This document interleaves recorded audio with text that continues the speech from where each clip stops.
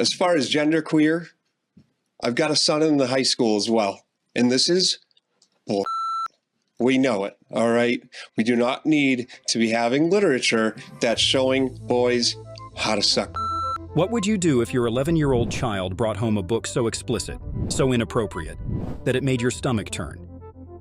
Would you confront the school board? Would you demand answers? Or would you be left wondering how on earth such content ended up in your child's hands in the first place? This is the story of Knox Zajac, a brave 6th grader from Windham, Maine, who did just that.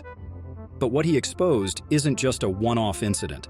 It's part of a much larger, more troubling trend that's sweeping through our education system. On a cold February evening in 2023, Knox Zajac and his father walked into the Windham Raymond School District Board meeting. They weren't there for a typical parent-teacher discussion or to raise concerns about grades or behavior. No, they were there to expose something far more disturbing, a book that Knox found in his middle school library. The book? Nick and Charlie by Alice Oseman. The content? Graphic, explicit, and deeply inappropriate for an 11-year-old child. For those unfamiliar, Nick and Charlie is a novella by British author Alice Oseman. It's a spin-off from her popular Heartstopper series and focuses on the relationship between two teenage boys. But this isn't just a simple coming-of-age story. The novella includes scenes of sexual experimentation, alcohol consumption, and other mature themes. And yet this book was sitting on the shelves of a middle school library, easily accessible to children as young as 11. The age advisory for this book is 14 years and older. My back over my hips as I ask if we should take our clothes off, and he's saying yes before I finish my sentence. He's pulling off my t-shirt, laughing when I can't undo his shirt buttons. He's undoing my belt. I'm reaching into his bedside drawer for a condom. We're kissing. Again, we're rolling over. Obviously, you can see where this is going. I don't know if it's because we're feeling especially emotional or just tired, or these past couple of weeks have been too much. But this reminds me so much of the first time we had sex. We were both fucking terrified, and the whole thing was kind of terrible because we didn't know what we were doing. But it was good too, so good. That's right. An 11-year-old boy stood in front of a room full of adults and read aloud from a book that contained sexually explicit content. You could hear a pin drop in that room as the reality of what Knox was saying sank in. But this wasn't just a moment of shock, it was a wake-up call. Knox's discovery of this book wasn't by accident. It was at the entry door on the stand at his school's library when he came across Nick and Charlie. As he decided to check it out, what he found inside left him feeling uncomfortable and confused. And when he brought the book home and showed it to his father, Adam Zajac, the reaction was immediate and fierce. This is the smut that he is finding, all right? I don't care whether it's gay, straight, bisexual, whatever the terms are for all this stuff. Doesn't need to be at our school. Doesn't need to be at my 11-year-old's library.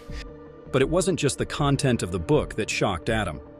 When Knox returned the book to the librarian, she didn't express concern or even a hint of hesitation. Instead, she asked him if he wanted more, a graphic novel version, no less. Now, this book was at my middle school, and it was on a stand. When I rented it out to show my dad it, the librarian asked if I wanted more and if I wanted a graphic novel version. What we're seeing here is a broader trend in education, where the push for diversity, equity, and inclusion content may not be age-appropriate. This isn't just about one book in one school. It's about a systemic issue, a failure of the educational system to set appropriate boundaries. Under the influence of woke culture, schools across the country include materials that push the envelope, sometimes far beyond what's suitable for young minds. This incident with Knox Zajac is not an isolated case. Across the United States, parents are finding themselves in similar situations, discovering that books with graphic sexual content are being made available to their children without their knowledge or consent. The result? A growing backlash from parents and communities who feel that the education system is overstepping its bounds. In the weeks following Knox's confrontation with the school board, the story spread like wildfire. Media outlets picked it up, social media erupted with debates, and parents across the country began asking themselves, "What is my child reading at school?" But what's even more troubling is the school's response, or rather, the lack of one. The Windham Raymond School District, like many others, chose silence over accountability. No public apology, no explanation, just silence. This, too, is part of the problem. Schools are increasingly operating under a veil of secrecy when it comes to what they're teaching and what materials they're providing to students. You may think that schools know the best for our children. You know who know the best for our children? The parents. Adam also blasted another controversial book, Genderqueer, which also contains sexually explicit depictions of 2 minors. The age advisory in the book is for readers 18 years and older. And then, as far as genderqueer, I've got a son in the high school as well. And this is bull. We know it, all right? We do not need to be having literature that's showing boys how to suck, all right? I'm very, very frustrated about it, okay? And he's absolutely right. Parents should have a say in what their children are exposed to, especially when it comes to content as sensitive and potentially damaging as what was found in Nick and Charlie and Genderqueer. A state lawmaker from Virginia Beach is suing Barnes & Noble over books he says are too obscene for minors. Delegate Tim Anderson also wants Virginia Beach City public school leaders and Chesapeake public schools removed from libraries. In 2022, Virginia lawmakers wanted Barnes & Noble to ban Genderqueer from selling to kids as the book depicts obscene content. Parents and lawmakers from at least 11 U.S. states have also demanded that the book be removed from school libraries. Virginia Governor Glenn Youngkin signed a law requiring school boards to inform parents of when books used in their kids' classrooms contain sexually explicit content. According to a 2022 poll by Rasmussen Reports, voters overwhelmingly oppose sexually explicit books in public school libraries.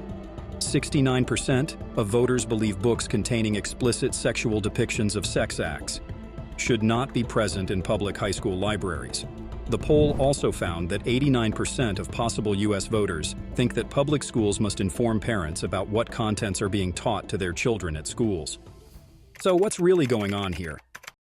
Why are books like this finding their way into school libraries? The answer lies in the broader influence of woke culture, a movement that, while rooted in the desire for social justice and inclusivity, has taken a turn toward the extreme.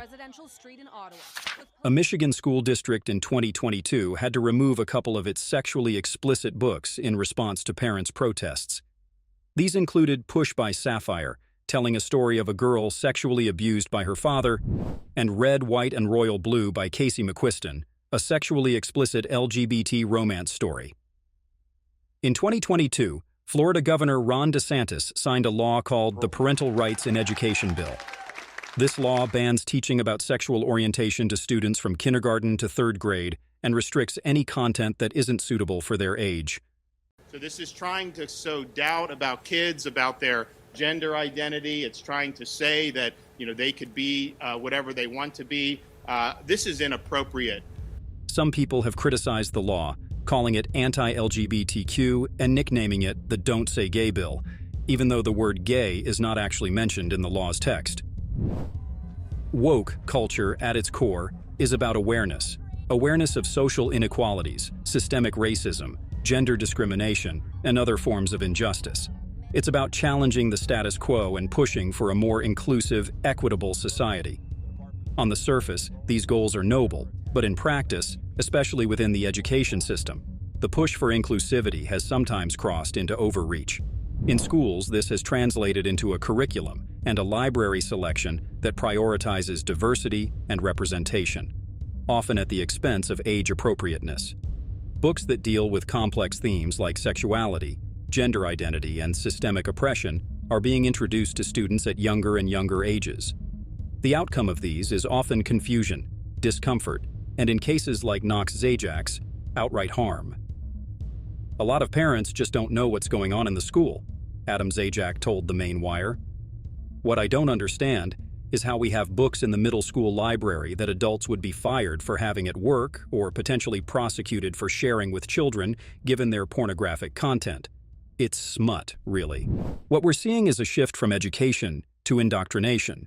The focus is no longer just on reading, writing, and arithmetic, but on shaping the worldview of young students, sometimes in ways that parents might not agree with or even be aware of. It's a form of social engineering that's being done under the radar, and it's causing a lot of concern. State and federal laws ban the possession or distribution of child pornography, though there's some uncertainty when it comes to cartoon images. In Maine, it's illegal to distribute obscene material to minors, but there's an exception if the material is given to children at school. Knox Zajac's experience isn't just a cautionary tale, it's a reflection of a much larger issue. The increasing presence of woke ideology in schools is leading to significant changes in what children are taught and exposed to. For some, these changes are seen as progress, an essential step towards creating a more inclusive and understanding society. But for many others, like the Zajac family, it represents a dangerous shift away from the core principles of education and towards something far more concerning. This story is just one of many. Across the country, parents are discovering that the books, lessons, and materials being presented to their children are more aligned with an agenda than with educational value. The stakes are high and the lines are drawn. The Knox Zajac incident is a stark reminder of what's at stake. This isn't just about one book or one school. This is about the kind of society we want to build and the kind of education we want to provide for the next generation. Are we going to stand by and allow our schools to become vehicles for ideological agendas? Or are we going to take a stand, demand accountability, and ensure that our children's education remains focused on what truly matters?